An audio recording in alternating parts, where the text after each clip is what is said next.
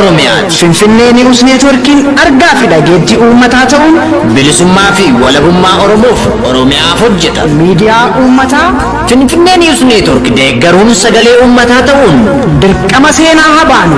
Finfinnee News Network.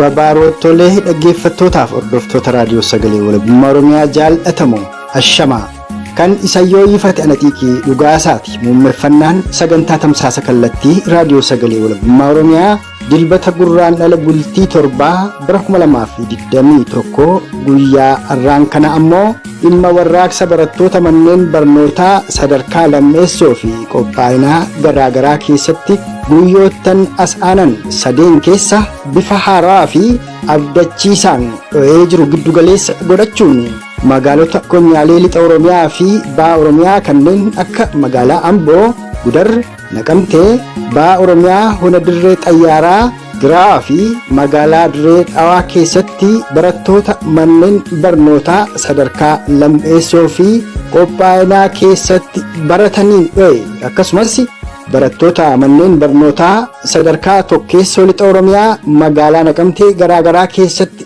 barataniin warraaqsa eegalee jiruu fi akka guutuu Oromiyaatti qophii jiru giddugaleessa godhatuun har'aaf onootaaf konyaalee Oromiyaa warraaqsichi dursee keessatti eegale keessaa Ba'a Oromiyaatti godina Harargee Ba'aa Hona Dirree Xiyyaaraa fi lixa Harargee Ciroo akkasumas giddugaleessaa fi lixa Oromiyaatti magaalaa Amboo, Gudar, Gandeen baadiyaa Hona Amboo keessatti kallattiin bilbilee kaayyoo fi galma takkaa'u fulaan warraaqsi eegalee itti xumuramu eessaa irratti marii barattootaa fi miseensota qeerroo bilisummaa Oromoo 4 waliin qabaannetti dabalataan haalaa fi gidirfama Oromoonni lixa Oromiyaa godinaa Wallagga lixaa Hona Mana Sibuu keessa jiran qoratuuf gara ganda baadiyaa Hona Mana Sibuu tokkotti bilbilee turtiin maanguddoo Oromoo tokko waliin qabaanne qabiyyee sagantaa keenya guyyaa har'aati. Ammas marroo lammeessituuf turtiin keessan agamaa'ii kurfii keenyaatti nu faana haa ta'uuf san hawwataa.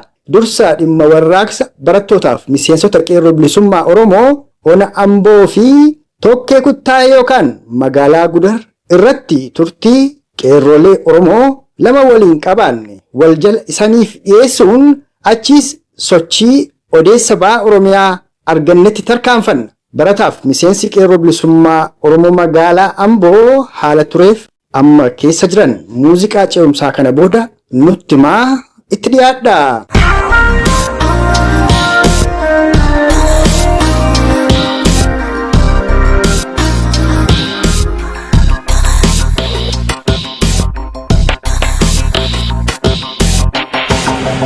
Akkuma beekamu warraaqsi galaana uummataa guyyaa dheengadda magaalaa Amboo keessatti bifa ho'aa ta'een dho'ee jira. Warraaqsi kun kan eegalee barattoota qophaa'inaa magaalaa Ambootiin haa ta'u iyyuu malee barattoota kanaan qofa osoo hin taane uummata qeerroo qarree fi jiraattota magaalaa Amboof naannoo sana jiraatan hunda kan hirmaachise ta'ee argameera jechuudha warraaqsi kun. Mee warraaqsa kana irratti hiriiratu mul'ataa ture, viidiyoo jira, suuraatu jira. Maal kan dhaadatamaa ture? Kaayyoon isaa maal ture? Mee kana kanallee gaggabaabsinuu ibsi. Hiriirri mormii kun kan eegale guyyaa gaafa sana nama walakkaa irraa eegalee maal irratti xiyyeeffate kan jiru tokkoffaa hidhamtoonni siyaasa Oromoo mana hidhaa keessatti yakka tokko malee dararfamaa jiran gadi nuuf kan isa jedhudha. Dabalataan immoo hanga Caaluu Hundeessaa agarra mootummaan harka isaatiin ajjeesee agarraatti tuliif gadi qabee dhugaa Hundeessaa dhoksee jira. Dhugaan kunis gadi ba'uu qaba kan jedhu ture jechuudha. Mormiin guyyaa gaafa sana barattoota kanaan jalqabee hidhamtoonni siyaasaa kanneen akka Jawar Muhammad, Abdii Raggaasaa, Hamzaa Booranaa, Baqqalee Garbaa hidhamtoonni siyaasaa lammii Oromoo kan ta'e hundi mana hidhaa keessatti dararfamaa jiru. Yakka tokko malee kan dararfamaa jiru waan ta'eef mootummaan garboonfataan kun kaleessa miidhaan fakkii kaasee bara bulchiinsa isaa fidatee amma mootummaa irra darbee amma mootii ofii jedhetti jira waan ta'eef uummanni Oromoo bakka jiru hundumaa warraaqee mootummaa garboonfataa kan ofirraa buusee mootummaa cimsaa biyya kana keessatti amma Oromoon abbaa biyyummaa isaa mirkaneeffatutti biyya kana keessatti ni morminaa mootummaa nama nyaataa kana ofirraa kaasna kan jedhu ture dhimmi ijoon warraaqsa kana jechuudha. Ayyeegaa dhaadannoon kana haa ta'u malee jalqabamuu kun itti fufiinsa warraaqsa galaana uummataati jetteetta. Warraaqsi galaana uummataa ammoo qabxiilee irratti xiyyeeffatu hedduu haa qabaatu malee bilisummaan Oromoo dhugoomu walabummaan Oromiyaa mirkanaa'uu fi Oromoon mootummaa birmadu Oromoof Oromiyaadha aga dhaabbatutti itti fufaa ka jedhudha kan yeroo garaagaraatti ibsaa koreen warraaqsa galaana uummataa baasanirraati dhaga'aa turre.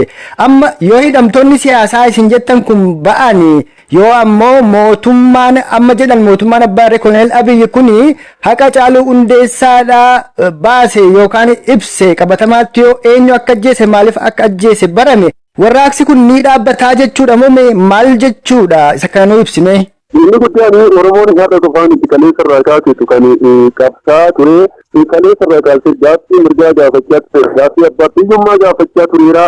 Jara kana mirgaa baaseedhaaf yookiin immoo haqa Caaluu Hundeessaa qofa baaseedhaaf warraaqsi kun dhaabbataa otoo hin taane amma jaacheerra irratti Oromoon mirga abbaa biyyummaa isaa mirkaneeffate mootummaa mataa isaa dhaabbate amma ofiin of bulchutti qabsoon kun itti fufaadha malee har'uma haqa Caaluu Hundeessaa baheedhaaf yookaan immoo hidhamtoonni siyaasaa warreen amma mana dhaabbataa jiran isaan qofti gadi ba'e kun gaaffii Oromoo deebiseera mootummaan kun mootiin kun jedha ofiin taanaan kun duubatti ganaa tokko jedhee qabsoo Oromoo kana duubatti gufachiisa. Amma Oromoon mirga abbaa biyyummaa isaa biyya kana irratti murteeffate mootummaa mataa isaa dhaabbate ofiin of bulchee of qabatee dachee kana irratti mirga abbaa biyyummaa isaa kabachiifatetti qabsoonitti uffata kana dhaabbata hin taane Oromoon kaleessa qabsaa ture hadhatiin qabsaa qabsoon Oromoo borullee itti fufaa amma mirga ofiin of bulchuu isaatti Oromoon itti fufuusaa malee kana dhaabbataa miti jechuudha. Egaa warraaqsa dheessan ordofuudhaan galgalaa gaafuma warraaqsichi jalqabees kaasuudhaan qeerroof qarreen dararamaa akka turaniif edammoo magaalaa Amboof naannoo sanii akka gudureetti illee Oromoonni jajjaboon akka isaan qabamanii hidhamanii fi butamanii illee dhabamsiifamantu himama. Warri kun eessa akka isaan jiran lakkoofsi isaanii waan adda beekamu yoo jiraate nutti himta. Dabalataan magaalota lixa shaggarre yookaan ammoo honoota giddu galeessa Oromiyaa kam faa keessatti warraaqsi kun amma kan inni dho'ee yookaan ammoo adeemsatti jiru kan quba qabdu maqaa isaanii nu tuttuqtaa jechuu. Akkuma beekamu biyya dheegaddaa magaalaan bootti warraaqsi kuni sanarraa ta'ee biyya kaleessaa immoo bifa ho'aa ta'een bona qalyaa magaalaa Geedootti barattoota sadarkaa lammaffaatiin hiriirri mormii kun dhahee jira. Amma itti fufee aanota godina Shawwaalidha hunda keessatti Oromoon kun akka itti fufuu abdii guddaa qabna. Qeerroon bilisummaa Oromoos gahee isaa baachuudhaaf dirqama isaa fudhatee jira jechuudha. Guyyaa dheegaddaa magaalaa Amboo sa'a boodarraa eegalee qeerroo qarree fi jaarsolii hedduu bu'uuraa turaniiru.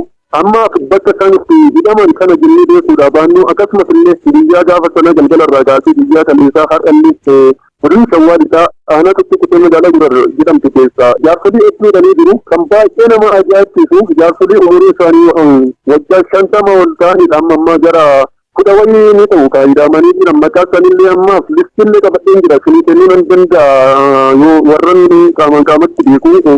Jaarsolii umurii isaanii waggaa 50 oliiti kan figuramaa ture keessattuu magaalaa Gudar keessaa Geedoo keessaa illee qeerroo qarree hedduu qabamanii jiru magaalaa Geedoo keessaa.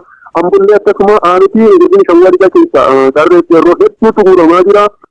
Amma qeerroo qarree godina kana hidhamtoota warra amma hidhamaa jiran kana sodaachisanii halkanitti seenanii maatirra haadha abbaa irraa dargaggoo qabanii dargaggoo irraa immoo haadha yeroo isaan abbaatti qabanii mana hidhaa geessantu jira. Qeerroon bilisummaa Oromoo gaheen inni baachuudhaa qabu akka dhaamsaatti kan inni jechuudhaa qabu. Tokko hidhamee wayim tokko doorfamee reebameedhaaf kaayyoo kana dhaabaa otoo hin taane hidhamuu waan jiru kaleessarraa kaasanii humayidhu bara bulchiinsa wayyaanii fidaa jira. Bara bulchiinsa bulchiinnaa kanas hidhaan ittuma fufee jira waan na ta'eef hidhaaf ajjeecha waanuma dhaloota kana sodaachisuun qabu akka nama tokkootti akka qeerroo bilisummaa Oromoo tokkootti dhaamsi nani qabu. Godina Shawwaalidhaa qofa otoo hin taane godinaaleen Oromiyaa keessa jiru hundumtuu yeroo kanatti dammaqee mootummaa nama nyaataa kan mootummaan bara bulchiinsa isaatti hidhatee amma mootii ofiin jedhee yeroo ammaa kana uummata kana hidhaa dararsaa jiru kana irratti xiyyeeffatee gara hundumaa warraaqsa kana dammaqsee mootummaa qe'umsaa Oromiyaa keessatti hundeeffachuun dirqama lammiilee Oromiyaa kamiitu seenuun dhaammachuu qaba. Oromoota keessumaa maanguddoota umuriin isaanii ganda 50 sana oliidhaa giddugaleessa Oromiyaa hona Amboo fi gara Gudarii qabamanii hidhaman maqaa isaanii beeka jette tarigaa hedduu ta'uu danda'u. Muraasa kan maqaan beektu warra hangafa maqaa isaanii tuttuqiitii waan itti dabaltu yoo qabaatte gabaabsi deeqaa muraasa keessatti itti dabaliitii har'aaf xumurree fuuldurasitti deebiinsi yoo odeeffadha. Baay'ee saree jiru kan isinii haakaasu baadiyyaa akka awwaala tokko qophaa'eetti tokkoffaa jaarsa umuriin isaanii waggaa 50 ol kan ta'an obbo Baqqalee Magarsaa jedhamu. Lammaffaa irratti Nugusee Sarrafaatii, sadaffaa irratti Sarrafaa jedhamu, Fiqaaduu akkasumas illee Malaakuu ka jedhaman jiru, Asaffaa ka jedhaman jiru, isaan kun hundi isaanii warra ganna 50 ol jiranidha jechuudha. Kan aanaa kana keessa qabamee jiru.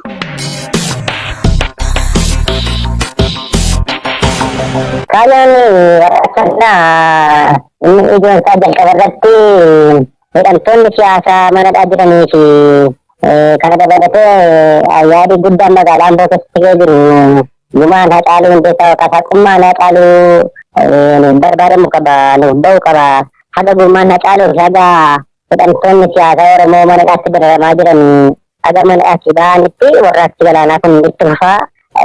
Kayaan isaa inni guddaan kanadha.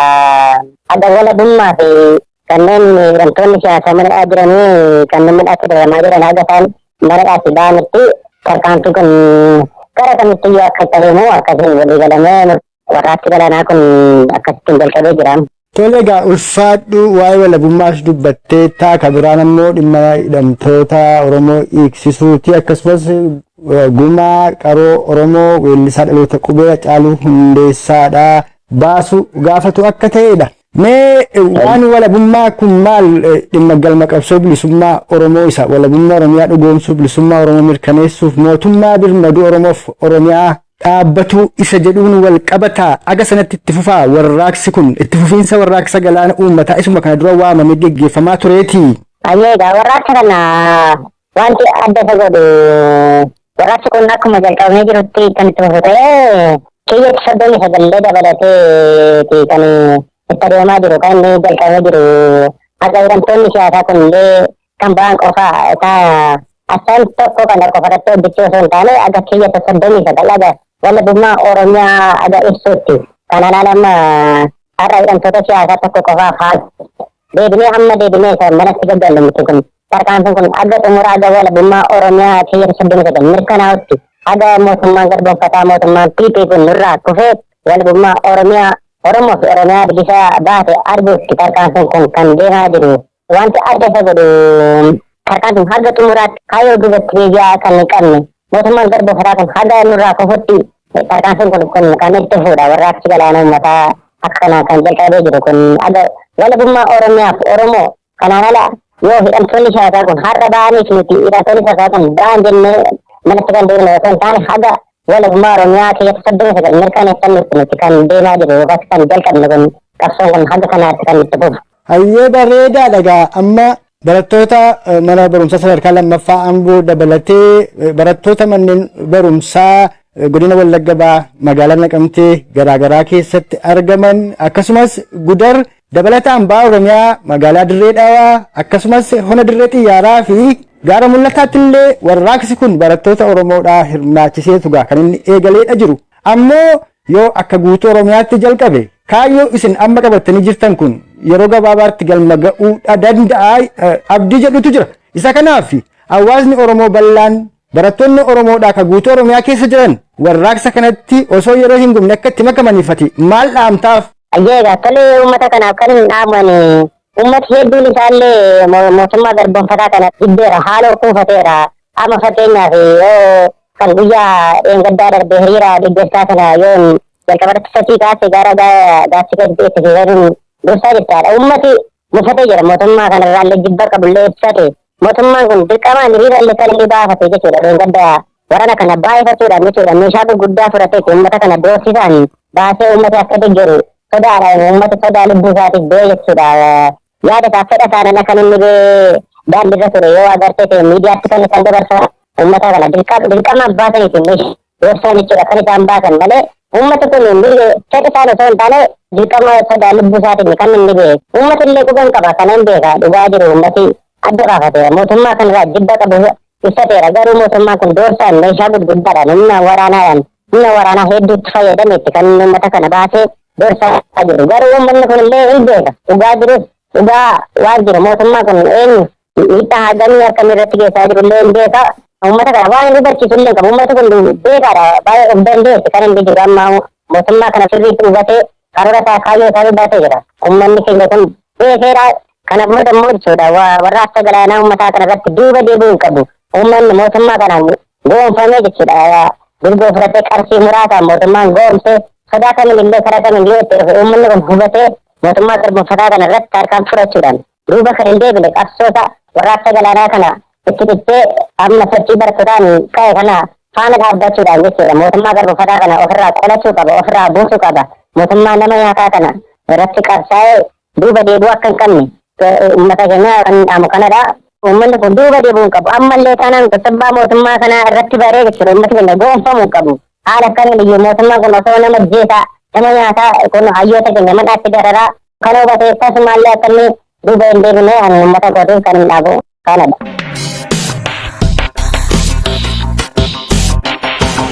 Kun odeessa guutuu kaayyoof galma warraaqsa barattootaaf miseensota qeerroo bilisummaa Oromoon kamisaa jimaata eegalee itti jiruu fi itti fufuuf deemu irratti kan barattootaaf miseensota qeerroo bilisummaa Oromoo ona Amboo magaalaa Amboof Gudar irraa odeeffannee isan dhageessifneedha. Ammoo kan asaanu warraaqsaaf sochii barattoota Oromoo magaalaa Dirree Dhawaa hona Giraawaa Takkaa'u magaalaa Gaara Mul'ataa fi Hararroo hona Dirree xiyyaaraatti eegalee jiru keessaa har'aaf kan hona Dirree xiyyaaraa irraa odeeffannee fi dhaamsa gabaabaa miseensa qeerroo bilisummaa Oromoo godina Harargee Lixaa hona Ciroo irraa arganne wal jala isan dhageessifna.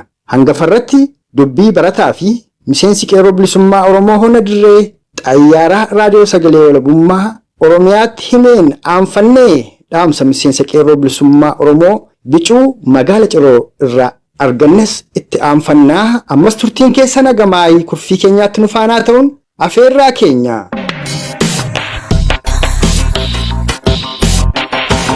Miseensonni qeerroo bilisummaa Oromoo baha Oromiyaa godina Harargee bahaa ona Dirree xiyyaaraadhaa halkan kana warraaqsatti jiru jedhama. Humni poolisii guddaanis gamasitti bobba'utu himama. Dubbiin kun dhugaadha laata? Humni poolisii kaleessa biyya oliitti ilmeetti uummata doorsisaa ture. Nama jaajjeefneeti fakkeenya goonaa ta'etu odeeffannoon jalaan liiqee baatee xiqqasi ijoolleen irraa dhaabatte. Silaati ijoolleen amma halkan walakkaa kana gadi ba'anii warraaqsa jiru. Garuu ammaaf ittiin jiran amma dura guyyaa arbaa ba'anii turan. Guyyaa roobii ba'anii turanii ammoo ichi booda kasalaa guyyaa kamisaatitti sagantaan qabamtee jettu doorsinni adda addaa cimtee baay'attee jechuudha. Odeeffannoon kan nama jaajjeefneeti aanaan dirree xiyyaaraa kun akkuma Oromiyaatti moodeela qabsoottee jira akka bakka biraatti akka osanii ta'an. Dhugaadha baatii 2 yookaan 3 dura miseensonni qeerroo bilisummaa Oromoo ona Dirree xiyyaaraaf hawaasni Oromoo bal'aan warraaqsa guddaa warraaqsa galaana uummataa geggeessee yoo xiqqaate qeerrooleen 4 yookaan 5 wareegamuu kan madaanis jiraachuudha akka quba qabnu illee odeeffadde Oromoo dhageessiseen ture.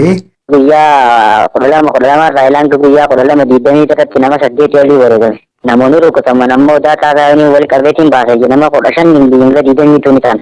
Dhugaadha ijoolleen hidhamanis baay'eedha. Egaa yeroo sana miseensonni qeerroo bilisummaa Oromoo baha Oromiyaa ona Dirree xiyyaaraaf onoota baha Oromiyaadhaa muraasatu ba'ee humni waraanaas egaa itti guddatee wareegamni guddaan suni kafalame.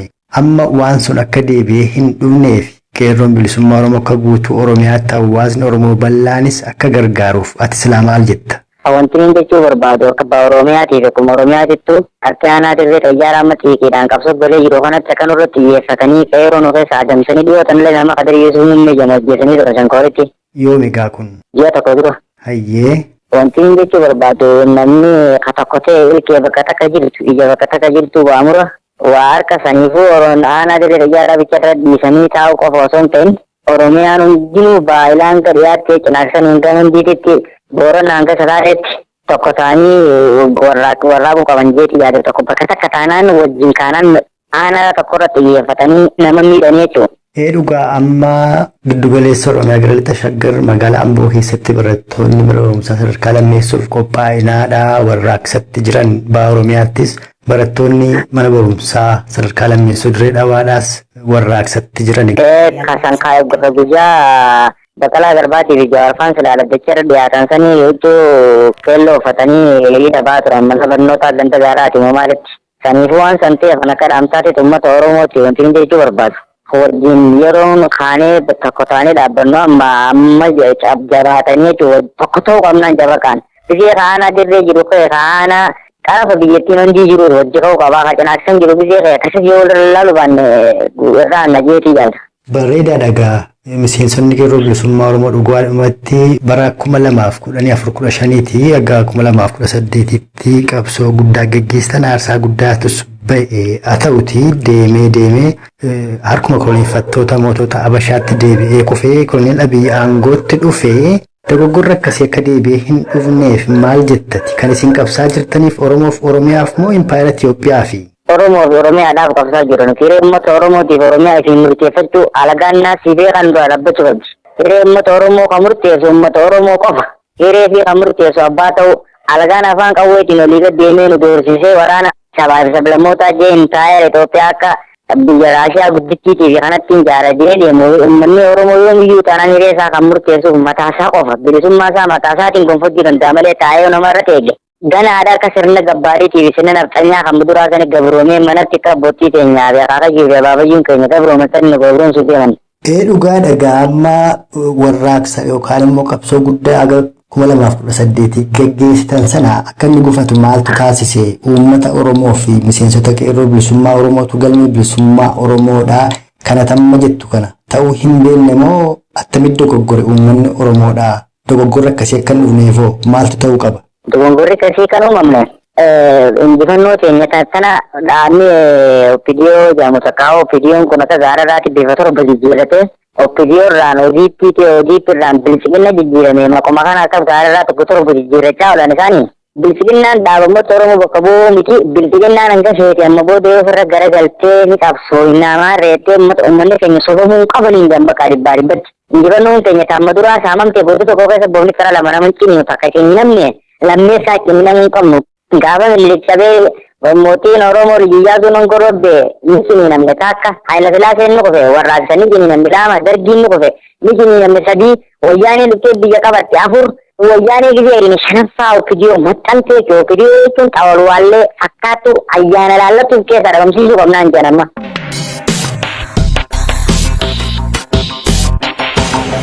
Boota rakkisaa rakkoo jira. Yeroo biraa sunu wayyu. Tole daqiiqaa tokko lama qofa dhimma warraaqsa ammaa kana irratti akka ba'aa Oromiyaatti waan jettu yoo qabaatte gabaabsi jedhiitii bal'ina gaa sittan deebi'a. Anuma dhaamsinii nan qabu uummanni Oromoo kaabaa fi kibbaan yeroo itti lafaa ka'ee dukkana keessa jiru kana dukkana amma itti as deemaa jiru kana ofirraa bakka takkaa ka'ee akka ofirraa fincilu dhaamsanii dabarsa.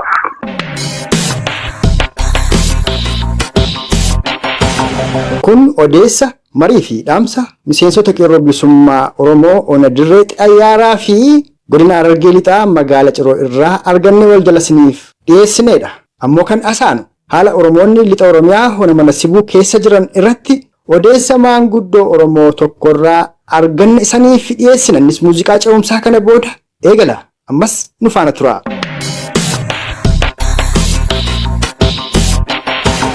Maatiin qabsaa'otaa godina Wallagga lixaa gandeen ona mana sibuu baadiyyaadhaa keessa jiran miidhamaa akka jiran miseensota waraana bilisummaa Oromoo ka turanii kan ijoollee 7-8-15 irraa wareegaman akka jiran kan manniif qabeenyi isaanii guutuutti barbadaa'e gara Arawwee dambii kana gara Qilxu Jaalee akkasumas ammoo waankii fi iddoo garaagaraatti akka malee miidhamaa jiru hawaasnis gargaaruu baqatee jira ka jedhamutu jira dhiyeenya kana immoo hidhaanis ammaateeraatu himama mee waanuma Oromoonni keessumaa baadiyyaa ona mana sibuu keessa jiran hawaasa Oromoof gaggabaabsaa ibsaa.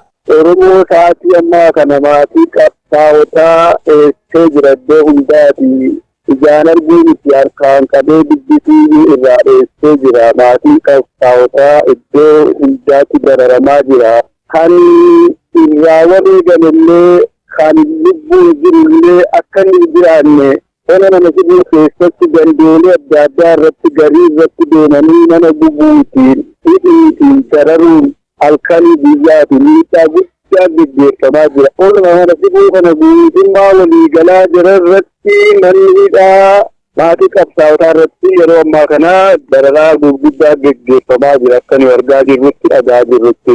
Darbee kanaaf hawaasi Oromoo ona mana sibuu dala duwwaa osoo hin taane dararaan naannoo akka Qilxukaarraa aanaa Najjoo majala jedhamu Mataa Sibuu jedhamu Goorii jedhamu jararratti Kunni piippii hidhatee jiru sa'aatii ammaa kana gibira jedhee saamicha abbaa hiyyeessaa haadha hiyyeessaa irratti maasii kee qotamuu qabu alana maasii kee irra dhaabbachuu hin qabdu jedhanii sa'aatii ammaa kana gibira jedhanii hiyyeessa waan tokko hin qabne irratti qarshii 600,000 yeroo ammaa kana irra deemanii irraa guuraa jiru. Gariin meeshaa afamii afaan isaatti galchee gariin dirqamaan irraa fuudhee yoo inni hin qabu ta'e loonsaa bushaa isaa irraa guuree sa'aatii ammaa kana saamicha irratti gaggeeffamaa jira. Sa'aatii amma irra jirru kanarratti godinaalee gidduu keessa jiru kanarratti saamicha gurguddaa mootummaa bobbaasee saamsicha gaggeessaa jira.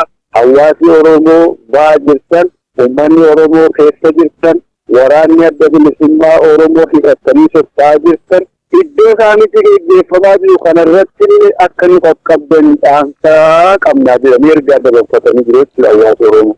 Waamicha hawaasni Oromoo qaama hawaasa Oromoo hundaaf taasise keessumatti immoo waraana bilisummaa Oromoof waamicha akkanii taasisan sinirraa dhaga'a.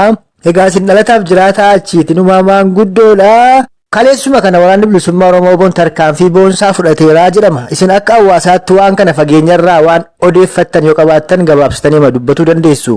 Hayyee nutillee kun maanguddoo Oromooti jaarsoliidha gurraan akka dhageenyittis ijaan akka argamee jirutti sa'aatii ammaa kana oluma mana sirrii ta'ee naannoo ganda daabboo lakkuu jedhamu irratti naannoo harawwee garbaa jedhamu kanarratti waraanni piippii halkan sa'aa 11 konkolaataa uummataa qabatee bakka Oromoo nyaattu irratti waamicha gootee fiddee akka inni rukutamee barbadaa'u yookaan lafarraa dhabamu gootee iddoo sanatti fiddee konkolaataan buuftee ofii isheetii deebitee garuu waraanni adda bilisummaa Oromoo ga'umsa qabu, saffisa qabu ofirraa qolatee gaaffii isaan gaafatan irratti deebii boonsaa kenne humna isaan dabalatan irratti illee deebisee deebii gammachiisaa kenne injifannootiin ba'eera. Safara sanarratti kan inni odeessa dhageenye yookaan gurraanis ijaanis arginee qabnu jechuudha. Darbee iddoo tokko irratti illee kaleessa hola deegii irratti hindii fi biidhaa gidduu irratti illee humna muraasa xiqqaadha jettee konkolaataan duukaa otoo fiigaa jirtu. Battaluma sanatti deebiidhaan konkolaataa 2 sa'aatii sana irratti akka namatti yookaan kushtii fudhatutti afaan kaa'atanii waraana adda bilisummaa Oromoo iddoo sanaa socho'an iyyuu ergaa ni qabnu. Qaama waraana bilisummaa Oromoo dhaamsi jirullee jabinni jirullee iddoo sanatti kana fitti kanarra daran dachaatiin akka waraanni adda bilisummaa Oromoo jabina godhatu ergaa kanallee naa dabarsituu jechuudha. Warra maatiin isaanii yookaan qaama maatii qabsaa'otaadhaa warra lubbuudhaan jiran gidirsaa jiru jedhaman kana tariigaa nageenya isaaniin maqaan isaanii dubbachuun illee hin feesisu. Ammoo hawaasni Oromoo akka quba qabaatuuf akka dirmatuuf silaa wanti jedhamu jira laata? Kan maatii qabsaa'otaa ta'ee waraanni bilisummaa Oromoo keessa jiru kan irraa hin wareegamne maatiin manatti hafee irra guddaansaa mana hidhaa dararaa wayyaanitti sa'aatii ammaa kana dararamaa jira. Qoonqoosaa illee fiixaaniin illee miidhaan illee bishaan dhugaatiin illee sa'aatii ammaa kana dararamaa jira. Hawaasni Oromoo akka inni immoo bira hin dhaabbanne illee namni irbaatatti geessu yoo argame namni qabsii geessus illee yoo argame eessaa dhufteeti ifaataan eekkamsaan yookaan mana hidhaas shamarrantu hin gaafatamu jedhee gaara shamarranitti erganii galaa geessituuf illee shamarran kana duukaa poolisii haa ta'u humni haa ta'u ni addaa ta'u duukaa ta'uudhaan iddoo tokkotti kabannaa dhiitichaan argamaa jira. Akka qabeessa biddaa tokkoon illee waan namatti ulfaatu mata Oromoo keessatti himiisaaf namatti ulfaatu dhiisiisaallee namatti ulfaatu bifa tajaajilaan illee irratti kan isaan raawwachaa jirantu gaafa irbaata yookaan galaa geessanii jechuudha. Darbee warra manatti hafee jiru akka hin jiraanne mana irratti buganii keetti baasanii qabeenyaan ni qabu minaan tuullaasaa iddoo onaa mana hidhuu keessatti guggubatee dhume manaayoonni qabu mana isaa keessatti guggubatamee dhumee jira jechuudha. Kan irraa wareegame immoo mana tokko keessa kan haadhi duwwaan inni geessu maatii daa'ima xiqqoo guddaatti haga lubbuu 15 kan qallabbee sa'aatii ammoo kan wanta xiqqinni kudhan rakkataa jirtu jira. Kan 8 10 kan 6 rakkina hedduu keessa jirtu jira. Hawaasi Oromoo ala jirtan keessa jirtan maatii waraana adda bilisummaa Oromoo irratti rakkoon irra ga'ee jiru kan yoo rabbii sodaattan bira dhaabbadhaa qabeenyi isin qabdan yoo jara kana bira dhaabbattan gargaarsa rabbi birattillee waaqa birattillee isiniif ta'a akka bira dhaabbattan eeggaa koo isinii gammadaa jechuudha. Tarii waan hafe yoo jiraate dhumarratti akkatti dabaltan asumaan carraas ni kenneera. Hayyuu darbee hayyuu Oromoo keessa jiru ala jiru tokkicha isaa kan hawaasi Oromoo nama tokkicha isaa gurri isaa dhaga'utu jira. Kan akka ergaa isaa gurra hooggatee bu'uuri gurraa fudhatee dhaggeeffatutu jira. Karaa bilbilaan haa ta'u, karaa feesbuukiin haa ta'u, darbee karaa miimoriin haa ta'u, sa'atti ammaa kana tokkicha isaa irraa kan uummanni callisee dhaggeeffatutu jira. Rabbii yoo sodaatu hawaasi Oromoo akkami bira dhaabbatu Jimmaan, Harargeen, Arseen, Baaleen maaliif uummata Oromoo Wallaggaatti dhuftan jedhe duukaati amaanaadha. Rabbii yoo sodaattan ulamaa'ii jaa'iin Finfinnee keessa jirtan maqaa keessan otoo dha'uun ta'in Finfinnee keessa kan jiru, Harargee keessa kan jiru, Baalee Roobee keessa kan jiru, Jimmaa keessa kan jiru, kan gurri isiniif yeroo baay'ee saaqame yookaan ergaa yeroo baay'ee isiniif bira ga'ee jira. Rabbii sodaadhaa akka isaan bira dhaabbatan sagalee kanaa uummata Oromoo masjiida jiru irratti waldaa jiru bataskaana jiru biratti biranaa dhaabadhaa amaanaa rabbii eenyu bira kan isin dhaabbattan waraana adda bilisummaa Oromoo lixa Wallaggaatii dhufee miti. Waraana adda bilisummaa Oromoo bahaa lixa kaabaa kibba dhufeedha biranaa dhaabbataa ergaa miti. Ana inni immoo dhimma inni deemuuf amantaa dhiibuuf osoo hin taane amantaa bira dhaabbatee mirga keessan akka isaan argamutti yookaan bilisummaan akka isheen bakkee baatus argaa jirtu. Bilisummaa arganii wanni biraan garaagaraa hawaasa isaa bira dhaabbatee xiqqaa'u ijoollee waggaa 8 haga 16 hidhachiisee kunoo asii karaa baardaar irraa argaa jirra. Warri Amaaraa akkasitti ergaa akkasii qaba. Isaan waliin illee cinaa jirra. Nuti argaa jirra. Fakkeen illee dhannee argaa jirra. Keenya immoo maallaqaa fi qabeenya qabu wanni nafaan kaatee bira darbuu itti fe'aa jira yeroo fudhatee yookaan shakkiin fudhatee duukaa ce'aa jedhee ergaa fe'ee rabbii sodaadhaa biyya har'aa qabaati. Waraana adda bilisummaa Oromoo Jimmaa, Baalee, Roobee godina Harargee keessa jiru bira akka nu dhaabbattanii ergaa koo hawaasa Oromoo bira jiru keessumaa hawaasa Oromoo gurri isaa isinii dhaga'u takkanaa hin tani. Warreessan beekaa hayyuu qabna beekna hayyuu qabna Finfinnee irra jiran godinaalee amma jiru kanarra jiran darbee immoo Walloo Kamsee keessallee warra jiran ala kan jirtan haga Suudiif rabbii sodaadhaa waraana adda bilisummaa Oromoo bira akka nu dhaabbattan amaanaa kana biraan naagaa isiniin jedha isiniin illee.